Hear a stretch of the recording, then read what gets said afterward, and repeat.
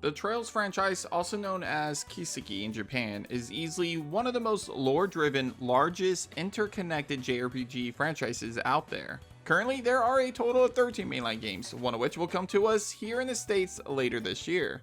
On top of that, Trails in the Sky the First is getting a remake that is also supposed to release later this year. And unlike most iconic JRPG franchises like Final Fantasy and Dragon Quest, all of these games take place on the same continent around the same time period, allowing characters and major events in one game to impact other stories explored in different locations of Zemeria. So, on today's episode of Fantasy Kingdom, we'll be exploring the entire Trails franchises that break down my thoughts on each game of this iconic franchise. For the record, I'll only be including entries released here in the States already, meaning that I won't be including Beyond the Horizon as I have yet to play that entry. This means I'll be ranking a total of 12 games from worst to best. Oh, and while I'll be doing my damn best to avoid any and all spoilers, keep in mind that it's easier said than done since main characters appearing in later arcs are in a way spoilers themselves. But don't worry, this video will be mostly spoiler free. Finally, this is of course based on my own personal opinion, and it's extremely unlikely that we'll share the same exact rankings. That being said, I'd love to hear your own opinions as to which game of the series is your favorite and which game of the series is your least favorite, so leave that in the comments down below.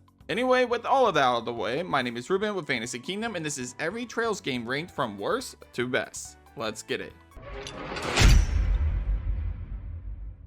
Number 12, Trails of Cold Steel 2. I guess I should start off by saying that I don't personally believe there's a bad Trails game at all, as each game of this massive franchise does something different and impresses me in a different way. With that being said, if there's one game that I had to give the bottom spot to, it would have to be Trails of Cold Steel 2. Perhaps my disappointment for this game comes from the fact that the first Cold Steel left us on a cliffhanger ending that kind of got me extremely hyped about the next installment. Unfortunately, Rean and the rest of Class 7 take a different approach, as a majority of the game follows Rean as he finds all of his classmates in different parts of Erebonia before uniting them to avoid conflict altogether. Yeah, it doesn't make complete sense. The main story here is that Class 7 feels like they don't want to pick sides, even though a lot of their objectives do continuously line up with one side in particular, and most of the game is spent just doing boring side quests that don't really do anything for me, honestly. And that would be fine for the first entry of the story arc, as it would allow us to get to know all of these characters more, but the problem is that this isn't the first game of the story arc. We've already been introduced to all of these characters, and we already know a lot about each of them. So it feels extremely repetitive and boring until the third act of the game. Thankfully, the final section of the game leaves us with some major reveals and mind-blowing twists, but even this final act wasn't really enough to save the entire game for me. There's also similar problems in this game that we ran into with the first Cold Steel game, but I'll save that for when we talk about Cold Steel 1.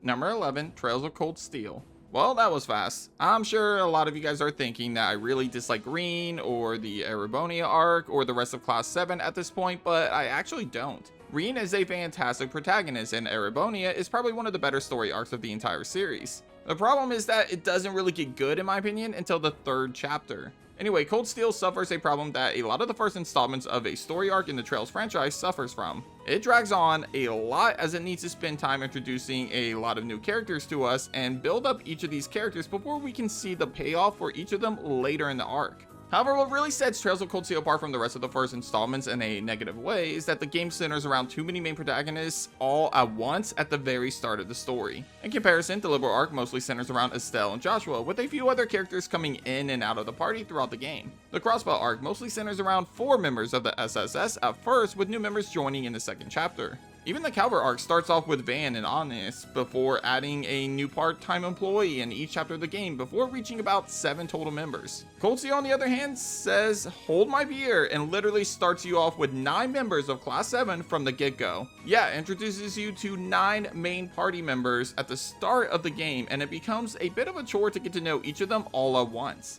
The story is also pretty boring, as most of the game follows Class 7 going to different parts of Erebonia and completing different missions. And even when the story does pick up, fans of the Crossbow arc will already know the outcome of certain situations, and the game will become extremely predictable for those franchise veterans. Number 10, Trails through Daybreak 2. So I've only recently finished Daybreak 2, and maybe it's because of how much I love the first game, but Daybreak 2 unfortunately felt like a step backwards. Don't get me wrong, I don't hate the game. As I said at the start of today's video, I don't really hate any of the Trails games, and each game has something different about it that makes me appreciate it for what it was. However, I just wasn't a massive fan of the direction that the second Daybreak game took. For one, without jumping into spoilers, Daybreak 2 introduces a time traveling mechanic combined with alternate realities essentially. Maybe it's because I'm a big Marvel fan, but I'm just kind of tired of the whole multiverse shenanigans in any form of media at this point. Also, Daybreak 2 splits the game into 2 routes, both of which eventually intersect with each other, but both routes follow different characters, which ultimately it kind of took us away from the vibe that I appreciated from the first game. With all of that said, there are still some positives from Daybreak 2 that ultimately puts it above the first 2 Cold Steel games. For example, we get more returning characters from other arcs. We also get to see some really emotional moments and character development from just about every character we were introduced to in the first Daybreak game. But I do want to point out the final complaint that I have for this game is that it's kind of a filler entry for the franchise, and outside of a few events that will probably have bigger impacts in later entries of the Trails series, Daybreak 2 feels like it was relatively small in terms of the grand scheme of the entire Trails series as a whole. Number 9, Trails in the Sky, First Chapter. It feels so wrong to feature the game that started it all so low in today's list, but let's face it, Trails in the Sky First Chapter definitely doesn't reach the same highs as later entries of the franchise. While we are introduced to 2 of my favorite characters of the entire franchise in this game, Estelle and Joshua Bright, like other first chapters of the series, Trails in the Sky First Chapter just takes way too long to get going. For the most part, we find ourselves traversing across Liberal with plot points and twists that unfortunately fails to surprise us in the slightest. Also, the game is a slow burn, which saying that speaks volume as most stories in the Trails franchise is a slow burn, especially the first chapters of each story arc. But Trails in the Sky First Chapter is on a whole other level in that department. The lack of some of the more iconic and threatening villains of the series has a negative impact on the game as well. Ouroboros and the rest of the godlike villains of the series are nowhere to be seen for the most part in this first entry. And like Cold Steel 1, you spend most of your time completing boring mundane tasks for different people across Liberal. With that being said, there are some things to really appreciate about this game. For one, the start of Joshua and Estelle's relationship is explored here as we get to see the 2 of them start off as close friends who grew up together after Estelle's father brought Joshua home and adopted him. Then over time we begin to see the 2 fall for each other, though this is even more impactful in the next chapter. Also, the final act really gets things going, and we see an ending that will immediately make you want to hurry up and play second chapter the moment the credits roll. And unlike Cold Steel 2, the payoff to that cliffhanger ending is done really well, just saying. Number 8, Trails in the Sky, the third. I'm pretty split in putting the 3rd chapter of the Trails in the Sky solo on today's list because from a story perspective, there's a lot that does happen in this game that greatly affects future entries of this iconic franchise, some of which haven't fully been explored yet. On the flip side of that though, most of these important bits of information are in the form of memory doors, essentially a side quest that reveals key information that foreshadows future events in later games. And I'm just gonna say it guys, I'm not a fan of the memory doors one bit. I know, sue me. But I'd much rather have these important moments revealed to us and played out throughout the story, not in the form of flashbacks and flash forwards that tease different events. Kevin, a protagonist that we were introduced to in the previous game, takes the lead this time and we get to learn more about his backstory and his motivations, both of which opens up to us in a pretty satisfying way, I would say. I also think that the relationship between Kevin and Reese is arguably one of the strongest and most impactful relationships in the entire franchise. Well, outside of Estelle and Joshua, of course. Still, the game has one major flaw, in my opinion, and it's the fact that the entire game is essentially one giant dungeon crawler. One of the best parts of the Trails series, in my opinion, is exploring different landscapes and areas as we travel to new areas around Zemeria while interacting with different NPCs as these world-ending threads occur all around them. However, Trails in the Sky the Third primarily takes place in a realm called Phantasma. Because of this, the world of this game feels empty in comparison to the rest of the franchise, which is normally full of NPCs with captivating side stories and interesting traits. Number 7, Trails into Reverie. As the conclusion of the first half of the Trails franchise, Trails into Reverie was supposed to bring closure to the Liberal, Crossbell, and Erebonia arcs all in a single game. It's also supposed to tease the future of the franchise as well, which I do believe it did that really well. Anyways, for that reason, we follow 3 main protagonists as they lead their own teams. Reen in Class 7, Lloyd in the SSS, and C, who is technically a returning character, but to avoid spoilers, we'll just leave it at that. The story of this game mostly revolves around the liberation of Crossbell and the tensions between Erebonia and Calvert after the events of Cold Steel 4. You would think that Lloyd would be a vital part of the story considering the main plot of the game, which he is, kind of, but believe it or not, he sort of feels like an afterthought, at least through most of the story. Most of my time with Lloyd in this game felt pointless and boring, except for specific sections throughout the game where we see Lloyd interact with different characters from different arcs. Essentially, the most important plot points of the game mostly revolve around the other two protagonists of the game though, Rin and C. Actually, surprisingly, I found myself most fascinated by C's route as we got to see one of the better redemption arcs of the series. I also want to point out that I wasn't a massive fan of the dungeon crawler section of the game, as I wasn't a fan of that in Trails in the Sky the Third. However, I'm not going to let that affect my opinion too much, as a lot of people really appreciated that part of the game, and it was actually done better here than it was done in the third. Number 6, Trails from Zero. Though this might change depending on how the rest of the Calvert arc plays out, the Crossbow arc is actually my favorite storyline thus far. As I stated earlier, I'm not a fan of some of the Trails games that focus on a larger main cast, as it allows less time for us to get to know each character individually. With the first entry of the Crossbow arc, we don't have that problem. Officially, there are only 4 members of the Special Support section of Crossbow's police department: Lloyd Bannings, Ellie McDowell, Randy Orlando, and Tio Plato. Of course, there are other characters that team up with the SSS from time to time, but for the most part, these 4 characters are at the center of the game from start to finish. I probably sound like a broken record by now, but like other first chapters, the story starts off slow. However, once we hit about the midpoint of the story, things really start to heat up and there are different twists and turns that ultimately keeps us hooked from start to finish. Also, as a major fan of the Bright family, Estelle, Joshua, and Reen, it was also really nice to not only see these characters return, but also see the emotional reunion between the 3. Which might be a spoiler in saying that, but hey, literally, these 3 have appeared in trailers together for not only this game, but future games, so it's kind of hard to avoid that topic. Anyway, Trails from Zero might not have the same impact as its successor, but as an introduction to the Crossbow arc, it does a fantastic job, one of which puts it above most of the other intro games of different story arcs. Number 5, Trails of Cold Steel 3. One of the biggest issues of the first 2 Cold Steel games is the fact that we were thrown into a class of 9 students, with each of them being main characters for a majority of the game.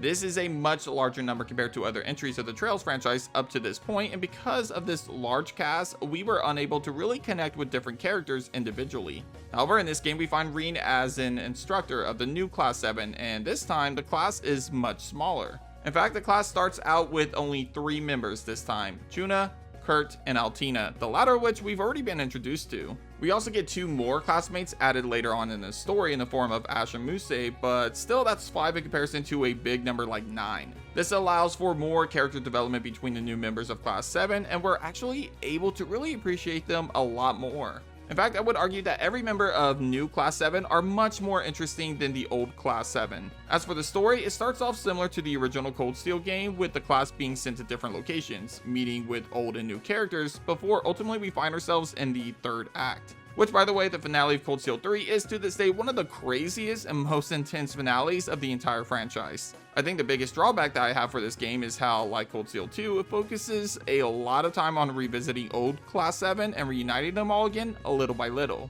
This makes the game much longer than it needs to be, and ultimately it drags on for far too long, sadly. Still, the introduction of new Class 7 and the finale do enough to make up for that, thankfully. Number 4, Trails of Cold Steel 4. I want to start off by saying that Trails of Cold Steel 4 is the game that I personally feel should have been the epilogue of the first half of the Trails series, not Reverie. Don't get me wrong, I do appreciate certain things that Reverie did, like how it made a specific character a little more redeemable, but Cold Steel 4 felt like the true love letter to fans that played every single game of this iconic franchise thus far. Following the ending of Cold Steel 3, Reen and the rest of Class 7, both new and old, are forced to retreat and come up with a plan to resolve the world-breaking events of the previous game. However, despite the premise, this game actually brings everything to a close from not only the Erebonia arc, but the Crossbow and Liberal arcs as well. I mean, the prologue of the game sees the SSS teaming up with the Bright family, allowing us to see reunions between all of the different characters that came before the Cold Steel games. Then as time goes on, we even get to see interactions between these characters and the Cold Steel characters, as well as old characters making their grand return. Literally, anybody and everybody that you can think of when it comes to the Trails franchise makes an appearance in this game at some point. Sure, this game may have gotten a bad rep for giving us a little too much fan service, but come on, if you're someone that managed to play every game up until this point, don't you think you would want some hardcore fan service just a little bit? Another complaint is that the cast of this game is extremely large. In fact, it's the biggest cast of the entire series with a total of 39 playable characters. Which I totally understand that complaint, because I've actually pointed that issue out in this video when I was talking about the previous Cold Steel games, specifically 1 and 2. However, this is kind of different in my opinion.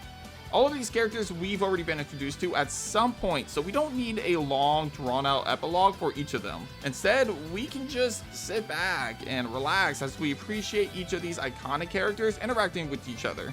If I had to complain about anything though, two things come to mind. First off, I'm not a fan of the whole idea that the heroes are flying around and doing mundane tasks when literally the world is about to end. That thought process makes little to no sense to me, but honestly, it's kind of in line with other Trails games, so who am I to judge? And the final issue that I have is that Cold Steel 4, like some of the other games of the franchise, has a true ending that can only be seen after completing a New Game Plus. You know, by playing this 60-hour-long game all over again. And unlike some games out there, this additional ending is vital to the point that you really have to see it, otherwise you'll be very confused with the next game. Yeah, I don't know about you guys, but that's a pretty massive plot point to hide behind an additional 60 hours of gameplay. Or you can do what I did and just watch a clip on YouTube, because yeah. Number 3, Trails in the Sky, second chapter. Wow, I honestly don't even know where to start with this next one.